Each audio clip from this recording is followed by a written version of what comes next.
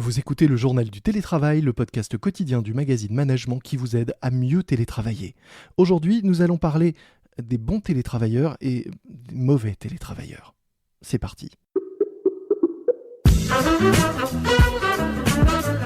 C'est le journal du télétravail.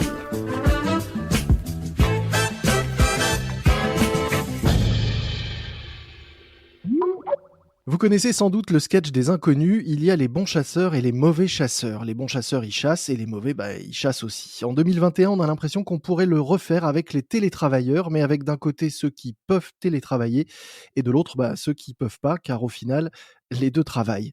Là où les choses se compliquent, c'est qu'on pourrait penser que certains se sentent privilégiés par rapport aux autres, sauf que c'est pas si simple non plus. En télétravail, on a certes plus de liberté, mais certains se sentent parfois invisibles, loin des bureaux et des sphères de pouvoir et de décision.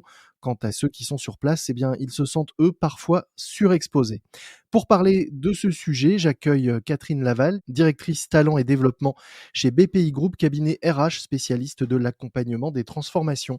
Bonjour. Bonjour. Alors vous, je ne sais pas si vous vous classez dans les bons télétravailleurs ou les mauvais télétravailleurs, les bons j'espère. En tout cas, vous dites que le télétravail introduit de nouvelles discriminations.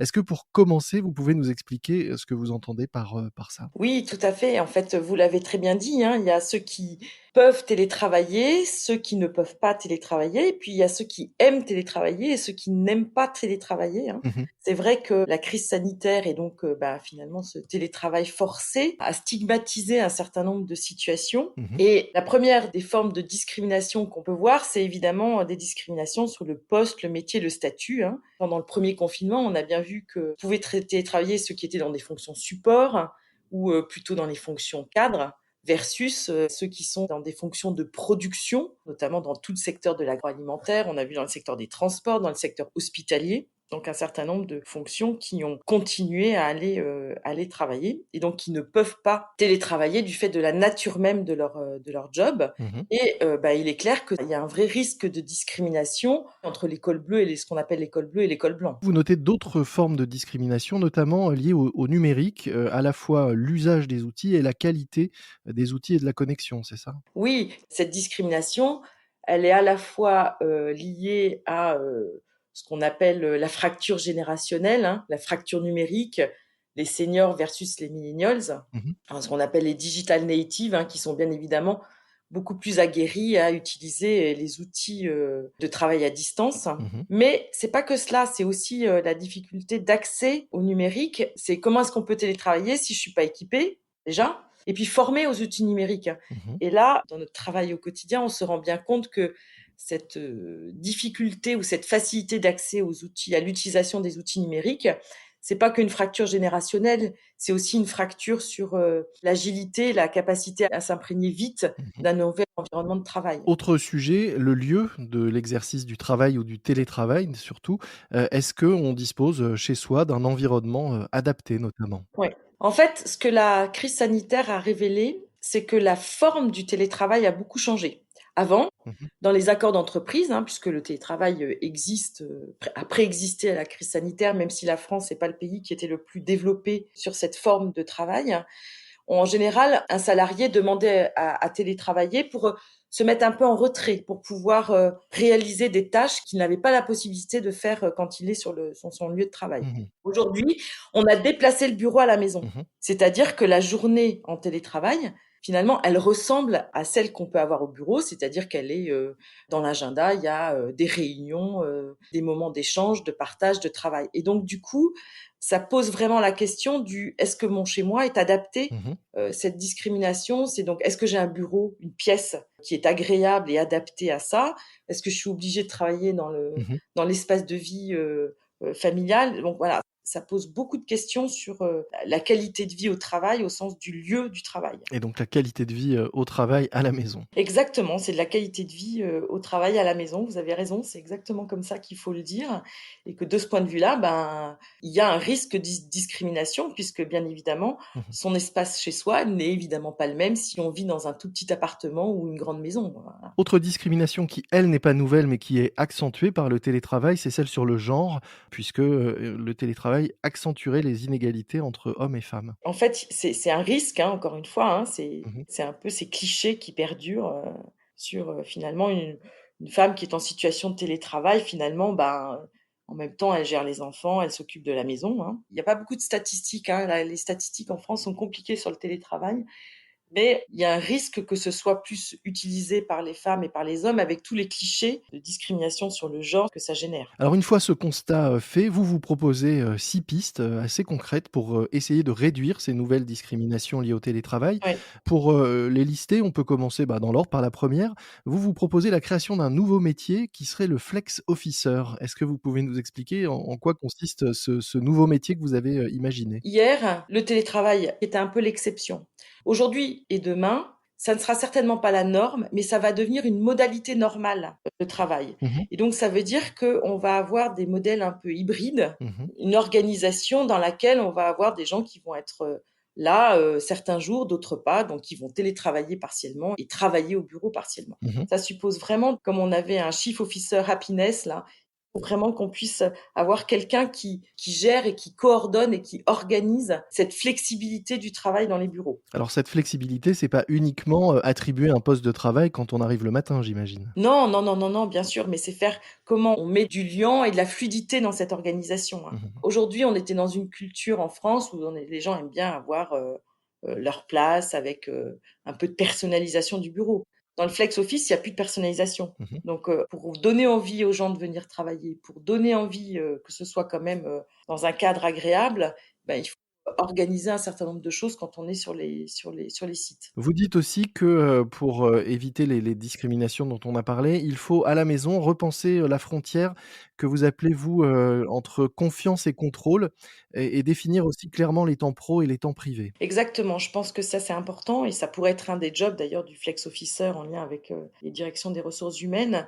Il faut repenser la relation managériale Mmh. autour d'un nouveau, couple confiance-contrôle, hein. Le télétravail, ça nécessite de faire confiance puisque hier, le manager, il avait ses équipes «sous les yeux» entre guillemets, donc il pouvait, facilement, contrôler les horaires de travail et la façon dont les gens travaillaient. Mmh. En télétravail, il y a plus la distance, elle crée aussi une forme d'opacité par rapport à ces éléments-là et donc ça nécessite de faire confiance, a priori. Mmh. Qui dit confiance ne n'exclut pas le contrôle, mais c'est une autre forme de contrôle. C'est-à-dire qu'on peut pas contrôler la présence au travail et ça veut dire qu'on va contrôler la qualité du travail rendu. Et ça d'ailleurs, c'est une autre piste que vous évoquez parmi ces solutions, Ouais. c'est ne plus évaluer la qualité ou la performance en fonction du temps passé sur une tâche notamment, mais sur le résultat. Exactement. Combien de fois on a entendu après le premier confinement: «Oui, il faut quand même que les gens retournent au boulot». Parce qu'il y a cette croyance Mmh. que, la présence physique, le fait de se voir, c'est une façon de se garantir que les gens travaillent et du fait qu'on n'ait plus ce contrôle immédiat, il va falloir vraiment repenser comment je m'assure que la personne a fait son travail et l'a bien fait. Et une des façons de s'en assurer, ou de trouver les moyens de le faire, vous dites également que ça passe par la formation spécifique au télétravail et à ces nouvelles formes de management à distance. Tout à fait. Comment on manage la relation à distance, comment on cultive le lien sans le lieu finalement, hein. Mmh. Ça suppose d'abord évidemment de former les managers, parce que ça s'improvise pas, hein. Ce qu'on a constaté, c'est qu'il y a 3 catégories, de managers. Il y a des managers qui ont, continué à manager comme si on avait transposé, le bureau à la maison. D'autres qui savent pas faire, donc qui ont été un peu en retrait et puis d'autres qui ont, assez naturellement, utilisé des bons réflexes et du coup, ça nécessite vraiment d'accompagner les managers sur, les bonnes pratiques pour manager à distance et notamment pour manager la relation et ce couple confiance-contrôle. Mmh. Et cette formation, elle n'est pas que sur les pratiques, elle est aussi sur les outils d'animation du management à distance et je fais le lien avec la discrimination numérique. Tous les managers ne sont pas à l'aise avec les outils numériques, mais aussi les outils d'animation numérique. Parce que effectivement, animer une réunion en présentiel ou animer une réunion en distanciel, il y a des codes, il y a des bonnes façons de faire et des mauvaises façons de faire. Et donc, il faut vraiment Mmh. outiller avec la bonne boîte à outils pour les managers, mais aussi pour les collaborateurs, parce que les collaborateurs, ils doivent être aussi formés à finalement comment je gère des relations avec mes collègues. Pour ceux qui voudraient, en savoir plus d'ailleurs, je les invite à écouter un épisode, récent de notre podcast où nous avons donné la parole à un prof d'université qui, avec des collègues, a imaginé des façons, originales et vraiment efficaces d'animer des cours à distance, mais qui peuvent s'appliquer à des réunions à distance. Donc, Ouais. on parlait de cette animation, ça peut d'ailleurs être un rôle, du flex officer, de trouver des moyens, de cultiver ce sens à distance dont vous parliez, et notamment de mettre en place, alors peut-être lui ou sinon après, chaque manager, des moments d'échange informels à distance qui sont importants. On l'a vu de façon un peu empirique au moment du premier confinement avec, ces apéros virtuels, mais vous, vous dites que c'est vraiment important de mettre de nouveaux rituels en place. Le travail à distance, en fait, a généré une forme d'efficacité Mmh et mh. ça laisse plus de temps à ces temps informels de respiration qui sont importants pour conserver du lien entre les personnes, Mmh. mais aussi parce que ça fait partie de l'efficacité au travail que de croiser quelqu'un dans un couloir et lui dire tiens, au fait, est-ce que tu peux m'envoyer ça, etc., parce que j'en ai besoin. C'est vraiment pour ça que nous, on a monté une formation qui s'appelle, à destination des managers, qui s'appelle Cultiver le lien sans le lieu. Mmh. En fait, il y a à la fois cultiver le lien au sein d'une équipe, et là, c'est effectivement apprendre aux managers à avoir des clés pour cultiver ce lien, Mmh. mais c'est globalement au-delà d'une équipe, comment cultiver le lien de manière plus collective dans l'entreprise. Et là, il y a effectivement un rôle de ce flex officer en lien avec les directions des ressources humaines, d'impulser et de proposer des nouvelles pratiques dans l'entreprise. Ça fait le lien avec, la dernière recommandation quand vous parlez d'impulser. On a parlé de managers et de collaborateurs, mais il ne faut pas oublier les dirigeants. Il y a souvent dans le travail une notion d'exemplarité. L'exemple doit venir, du haut Oui. et vous dites que notamment pour sortir des clichés, ceux de genre dont on parlait d'ailleurs, parmi les risques de discrimination, il faut aussi former, les dirigeants et faire évoluer, leur état d'esprit et les faire évoluer sur le sujet du télétravail et en tout cas les ouvrir à ces sujets de discrimination. Tout à fait. Alors je dirais que c'est presque la première action, hein. C'est-à-dire que il faut vraiment faire évoluer leur, vision. Mmh. C'est vraiment ces clichés que quand on télétravaille, bah, finalement, comme on n'a plus le contrôle visuel, il y a cette croyance que les gens, partent en week-end et d'ailleurs, on le voit bien dans les pistes qui émergent sur les accords, télétravail. On va étendre les possibilités de télétravail, mais pas le lundi et pas le vendredi. Là aussi, ça fait partie de cette représentation que quand je télétravaille le lundi, c'est parce qu'en fait, je souhaite prolonger mon week-end. Donc il y a un vrai travail d'évolution et de transformation des représentations même sur le télétravail.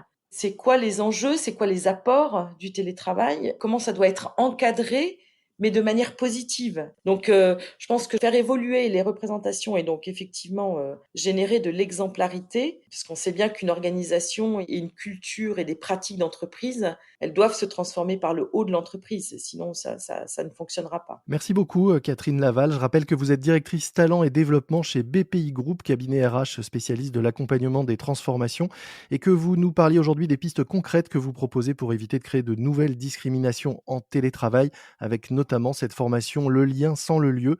Nous mettrons dans les notes de cet épisode un lien justement vers la présentation de cette formation chez BPI Group. Merci beaucoup. C'est la fin de notre épisode du JT, le journal du télétravail de management. N'oubliez pas que vous pouvez nous retrouver sur l'ensemble des applications d'écoute et vous abonner à notre podcast pour être sûr d'être averti dès la parution d'un nouvel épisode. Vous pouvez également nous noter sur certaines de ces plateformes. N'hésitez pas à nous donner 5 étoiles. Moi je vous dis à très vite. Respectez les consignes, les gestes barrières, le couvre-feu. Portez-vous bien et bon télétravail à tous. C'est le journal du télétravail.